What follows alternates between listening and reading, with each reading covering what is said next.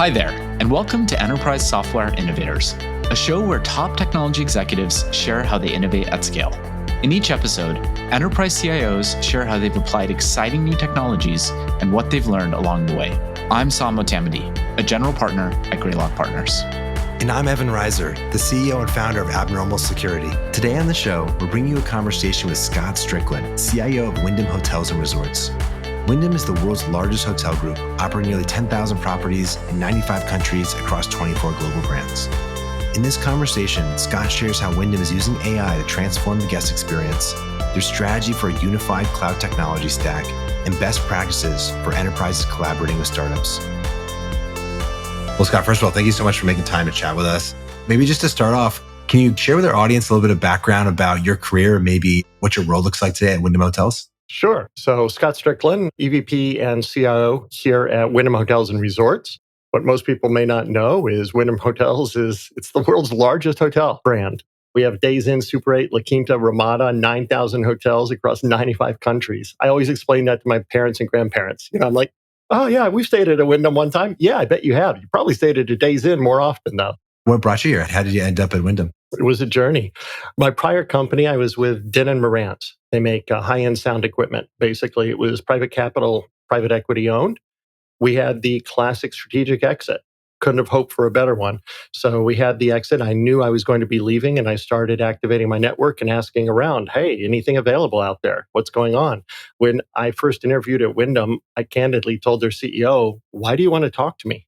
I'm not from the hospitality industry. I'm a CPG guy. I'm a supply chain guy. I'm a big data guy, but I'm not hospitality. And it was the first interview I'd ever been in where I had to sign an NDA during the coffee break. And then we circled back around. And what I learned is Wyndham grows by acquisitions. And they wanted an M&A guy. They wanted somebody who understood, okay, this is how I incorporate brands. This is how I standardize on systems. When I joined, we had 17 brands. We have 24 now. So it's been a hell of a journey over the past 6 years. That's amazing. All of us have likely stayed at Wyndham properties and stayed there many times. Yet I'm sure most of our listeners don't associate immediately the hospitality industry with cutting edge technology and innovation. Maybe help educate our audience and help our audience understand, how does Wyndham leverage technology both on the consumer side and also internally to optimize and enhance the business? So let's look on the consumer side, on the guest side. Something as basic as making a reservation on our website. Perhaps you're doing that on your mobile device sitting in our parking lot and then walking into our hotel. I have 90 seconds to drop that reservation down to that system so that when you check in, your room's available for you and they greet you with a smile. I have to do that at scale. I have to do that for 1 million rooms every day. And naturally, you're going to be making that reservation at our peak period, which is between 5 and 9 p.m.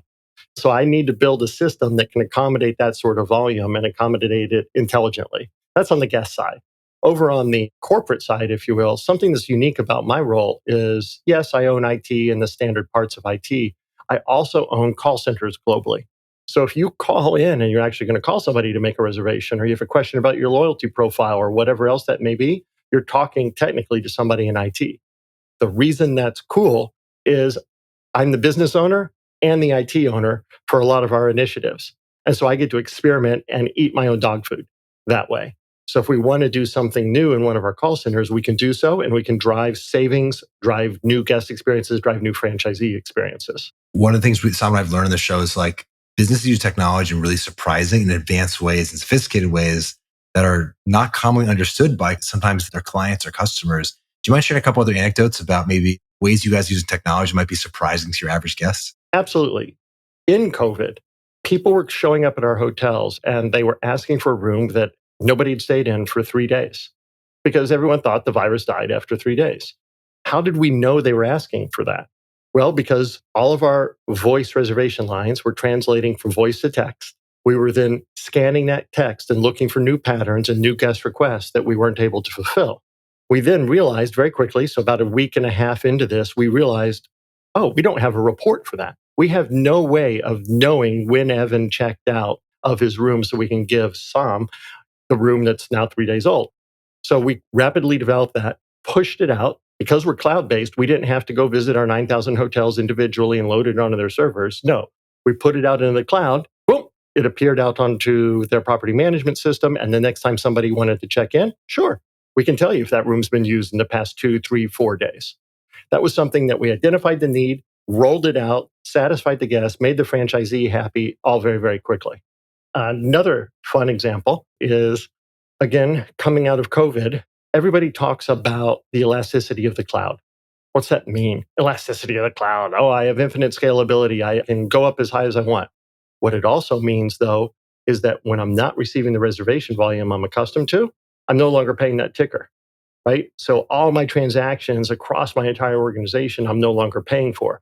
Because we are the largest enterprise owner of cloud-based central reservation system, it meant that as we went into COVID, we no longer were supporting a ton of our architecture and infrastructure like everybody else. Our billing rate went straight down. We're running AWS cloud. Boom. What we pay for what we use, we pay for what we consume.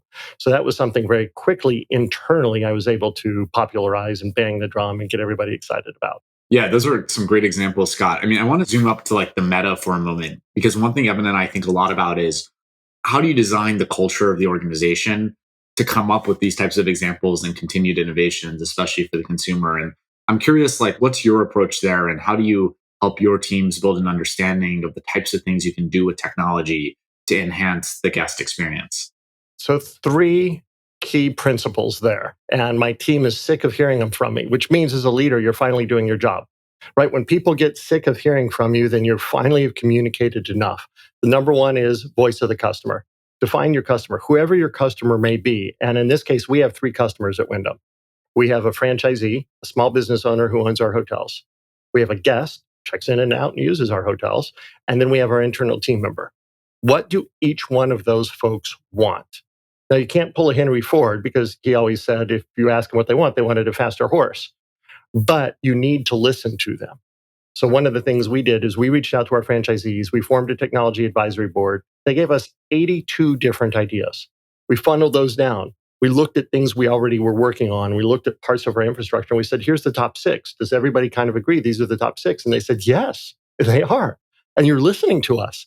They got genuinely excited about it. Internally, we did something similar with our team members. We actually had a mini Shark Tank. We called it the Wyndham 500 because we sponsor a Daytona car.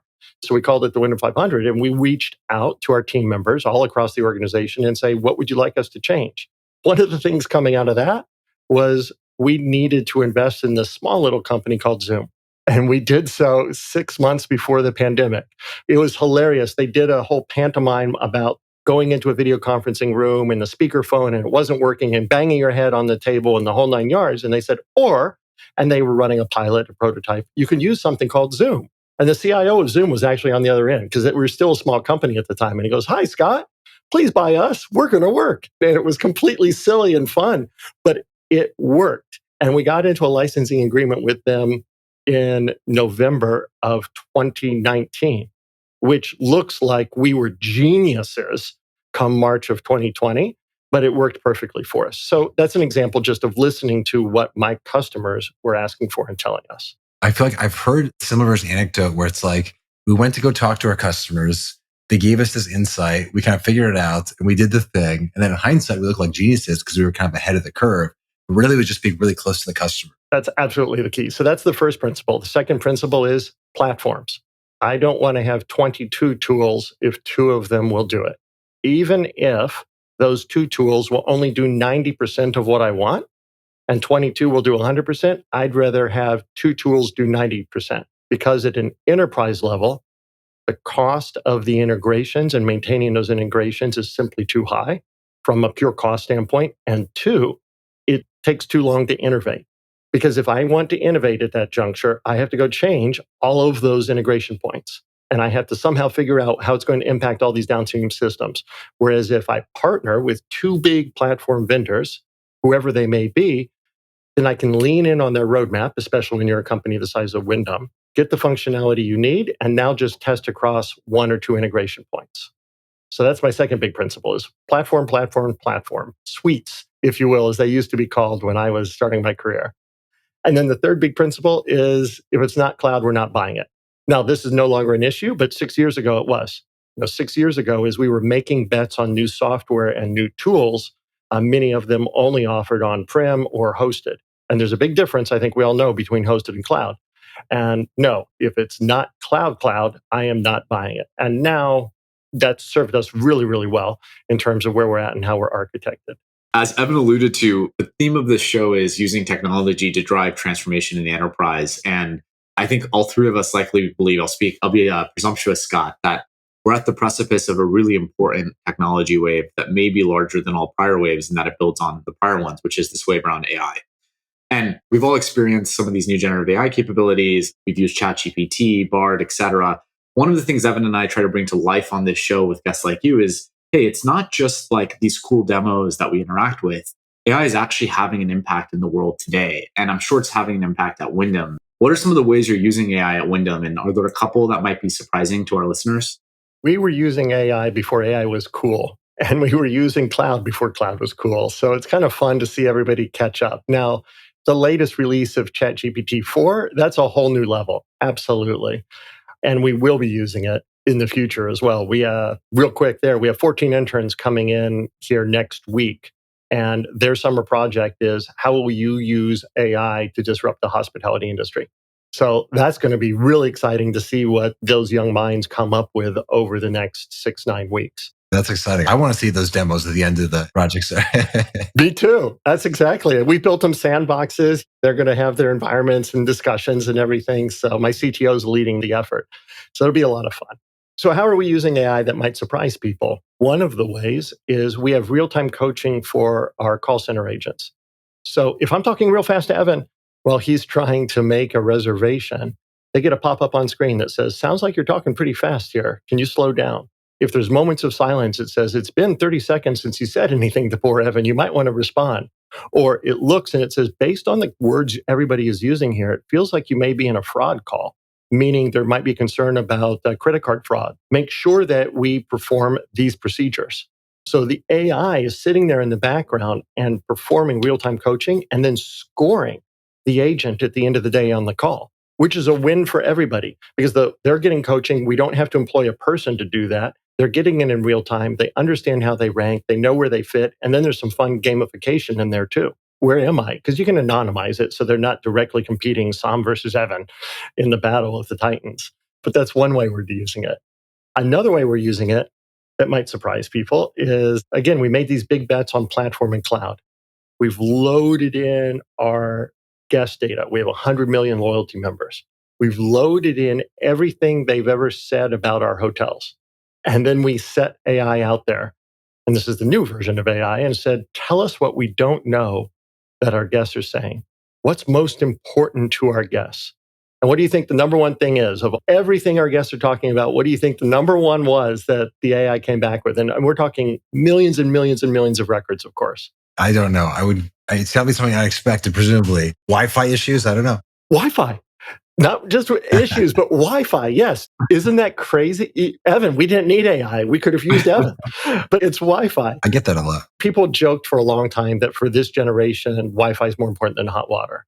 But what we were able to prove with data was that Wi-Fi plays into the economy level hotel experience so highly that it's worth a massive investment on the part of our franchisees. Bedspreads are important. Hot water is important. Fast Wi-Fi is critical. And you're going to get dinged or rewarded or praised based on that, more so than breakfast. And then number 2 is loyalty points. People want their loyalty points. And then number 3 is breakfast. Yes, I want a good breakfast while I'm there. What's amazing about this is being able to prove it with data. It's not anecdotes. It's not people talking in a hall. It's not a group of 20 people in a focus group. We've taken millions and millions of records, which represent hundreds of millions of comments, and been able to search them and come up with what is the ground truth, which is something now people are using when they talk AI. They talk ground truth and hallucinations and the like. Well, what we discovered is maybe we were hallucinating and the AI is the one here with the ground truth. You guys, one of the big challenges, right, in hospitality, but this applies to airlines and some food businesses, is you have like perishable inventory, right? I would imagine your industry has been using machine learning to figure out pricing and packaging for a long time. Is there other areas that affect like the guest experience, right? That kind of AI is working behind the scenes? Absolutely. So we're on our second massive version of room price optimization. We call it revenue management in the industry. I basically have 1 million units of inventory or rooms that expire every night. And that's the way I think about it as a CPG guy, which is why I loved coming in from out of industry.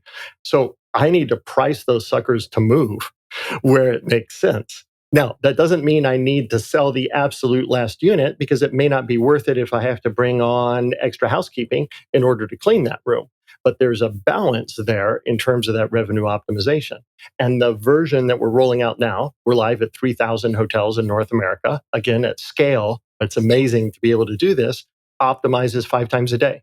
And it optimizes that not based on, oh, okay, it's time for me to optimize. It's 10 a.m. It optimizes it based on what's going on in the marketplace. What are my competitors doing? What's the hotel across the street doing?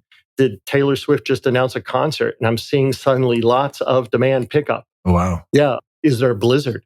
Are flights getting canceled at the nearby airport? Oh, interesting. So you're using all these kind of external signals too. That's exactly. Not just internal, wow. It's external. And then, of course, it's historical.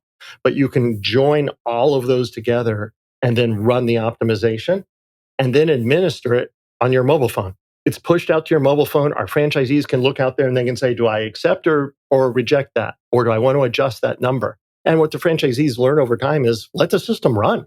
Let the system do its thing. It generally is going to get it right. And where you need to train it a little bit, and then let it go.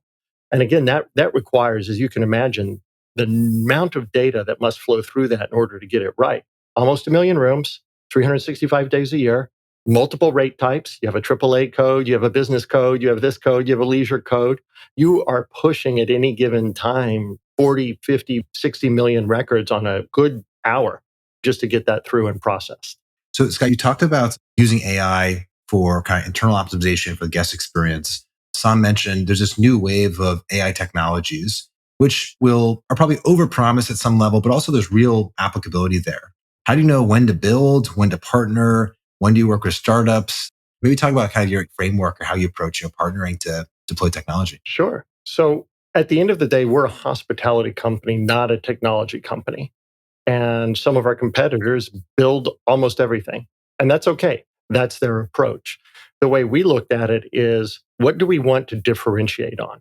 And where I want to differentiate, I want to build, or I want to be the largest person in that ecosystem with that supplier so that I can almost control that roadmap. So one of two things, I'm either going to build or I'm going to be the largest one in those areas I want to differentiate. Where it's a commodity, I'm going to buy that off the shelf. And I'm going to in turn, and this is a note to all other CIOs out there, and we know how hard this is, I'm in turn going to go back to the business and say, you don't need to customize it. Don't customize. Configure, don't customize. Change your business process so that it adheres to the software. Because we're purchasing a widget at the end of the day. Our way is not that special. Quit it. So that we don't build in some of that overhead. When we think about it, we need to identify those areas where we want to differentiate. And those two areas for us are on the digital guest experience side and on the data side. We believe that anything related to data, we should, quote unquote, own, because we need to understand it, pet it, grow it, nurture it, if you will, and have it in our environment. Because really, by being close to the data, can you look for the trends? Can you understand, okay, the schemas, and you can understand when something's changing? And then on the digital guest side, we don't want a website to be a website to be a website. We want the website to represent our brand. And because we're building that technology, our engineers are thinking about that every day. For example, our engineers, listening to our customers again, came up with a need for something called Road Trip Planner. They said, a lot of our folks are driving to see grandma and they need to know where they're going to stay that night. So find me a hotel that's about 6 hours into my journey, that's right off the freeway, and ideally has a Denny's attached or something so I can spend the night and then get back on the road. And we came up with an entire idea of building out an application on our mobile device, Road Trip Planner. And people could plan their road trips. And of course, we're going to recommend our hotels, but we're also going to recommend fuel stops, the world's largest ball of string, other things they may want to see as they're traversing the country. So that's one of the benefits of building it yourself and being really close. Now, knowing where to make that change, that's going to be hard. And you're going to have to talk to your business community to really understand, when should I be doing one versus the other? I'm still a firm believer, though, that the off-the-shelf software is ultimately a cheaper and more maintainable approach for most companies. I wanted to ask a follow-up around that because I think both that framework and also your earlier framework around platforms versus tools are pertinent ones to the startup founders listening to this show. And if a startup founder is out there listening and wants to work and serve a customer like Wyndham, what advice would you have to them? And how have you seen startups successfully partner with organizations of Wyndham's size and scale?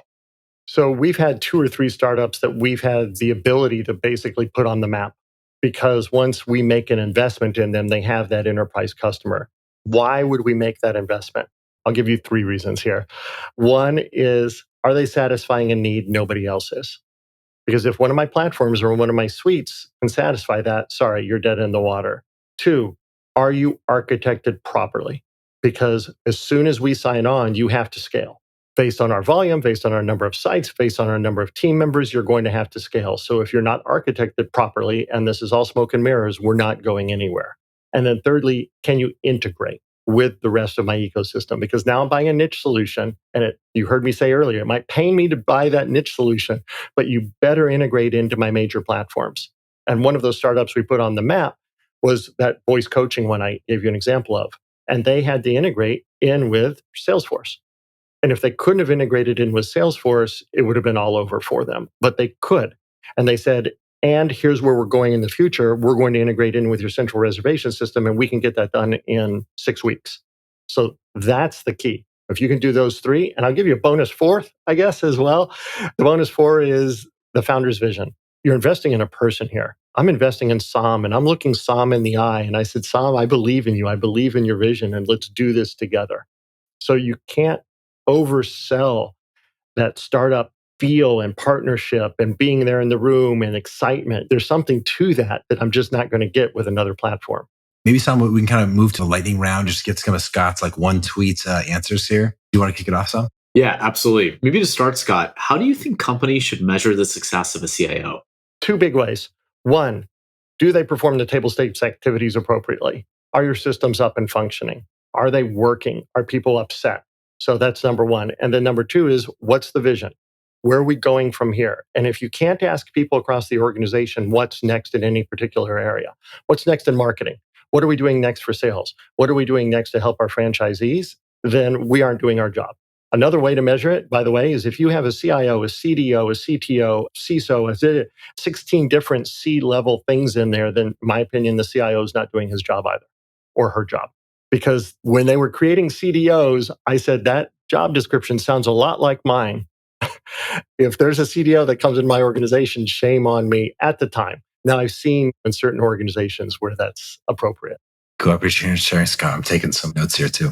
Scott, what's one piece of advice you wish you were told when you first became a CIO? It's a 24/7 job. Be careful what you ask for would be the corollary to that. It is. It's a big role and it's a busy job. And as a CIO, you actually get farther and farther away from the technology. And you need to recognize that. You're more and more of a people leader. You're running your department. At Wyndham, we spend a lot of time talking and speaking externally as well. So the amount that I'm able to work with the technology is 5% of any week or any day. So recognize that as well. If you're interested in being a CIO, it doesn't mean you're chief technologist. It means you are the leader of that organization and everything being that leader entails. Scott, how should CIOs position themselves to best collaborate with the rest of the C-suite? So the first thing you need to do is build a relationship. Collaboration is based on relationship. Second thing you need to do is get some quick wins. Sit down with your CMO, for example, and ask him or her, what's your number 1 pain point? Or give me your top 5 pain points, and then go off and solve 1 or 2 of them and come back and explain, here's what I've done. 3 is travel together whenever you can. If you really want to build a relationship and collaborate, when you're traveling, there's so much downtime. Just being in a car, being in a plane, being in an airport, grabbing a drink gives you a lot of time to get to know them. 4th, have somebody from your staff that is on their staff. So my VP of digital sits in my CMO's staff meetings. That's great. That's real collaboration and integration. And that's what you should always be striving for. And then 5th, I mentioned this a little bit, is have that roadmap. If you have the roadmap on here's what we're delivering and when, and does this meet your needs as voice of the customer, as our customer, then they're going to keep coming to you.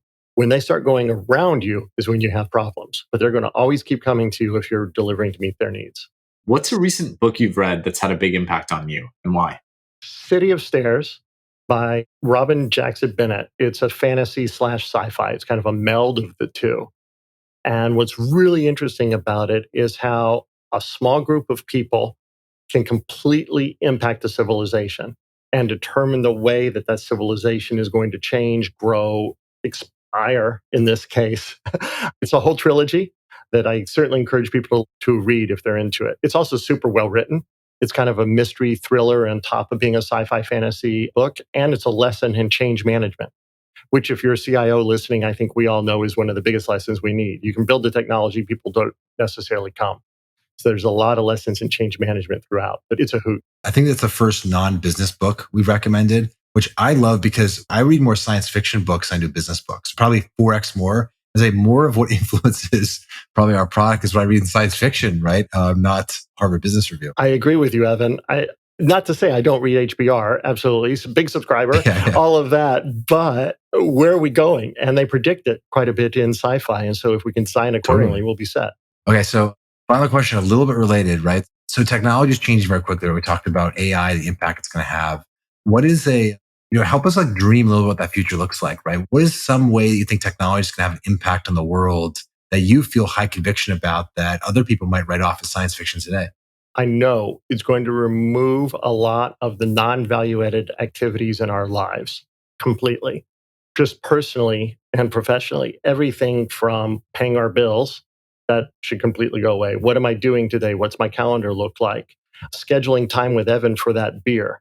You're going to have this digital personal assistant that's going to have access to everything in your life already, understand your patterns, your wants, your needs, and then be able to just do it. Just make it so. Make those doctor's appointments. And our digital assistants are going to interact with each other. I have up on my whiteboard over here, I have AI, and then I have a big swoopy arrow, which is my best ideas, they're big swoopy arrows, big swoopy arrow over up into RPA. Because if you can join those two and get the insights out of the AI and then automate the interaction or automate the reaction within your enterprise systems, you're set. And you're able to do it so much faster than you were before. Yeah, I'm with you on that one. It's almost like there's this new infrastructure to be built and we're going to start working on one level abstraction higher up. That's it. And people say, oh no, my job's going to go away. No, I believe your job will get better.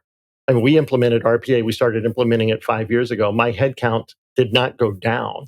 Now we remove people from boring ass tasks and allow them to actually think and understand and decide what they wanted to do.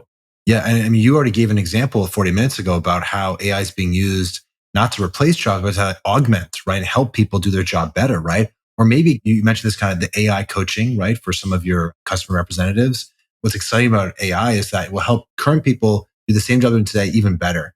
But also I think what's really exciting thing for us as a civilization is it will also allow other people that maybe don't have the technical skills to do the job today, allow to go do that. Now, a lot more people can be qualified to do a lot more jobs, right? That's just good for us as a species here. As a species, exactly. It's just good for the world if people can all level up there. Scott, really enjoyed taking time to chat with you. Looking forward to chatting again soon, and hopefully we'll trade some sci-fi book recommendations. Looking forward to it, Evan. Thanks a lot, Scott.